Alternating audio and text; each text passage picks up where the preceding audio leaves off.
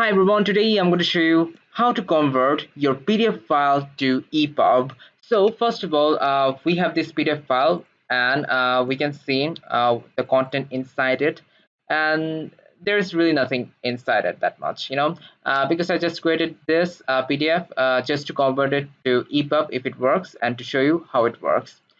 So we're going to turn this PDF file to ePUB. So to do that, what we are going to do is we're going to use this website, and I will link this website in the description too, so you can always go to the description and get the link. Now, after you have got the link and gone to the website, you will see this page, and here we have to select our file. Now, in here, you have to locate your file. Since I have it in my desktop, I can already see my PDF here. So I'm going to double click on it. And there's my PDF, and I'm going to click on Convert here. So first of all, it's going to upload the file, and then it's going to process and convert the PDF to ePUB. So depending on your file size, it will take more than a few minutes if your upload speed isn't that good. So please be aware that you also need good upload speed, and it might take time.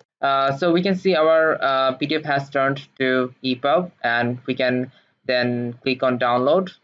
And there you go, we have page 11.epub. So it was PDF, now it is EPUB. So we are going to click on open file.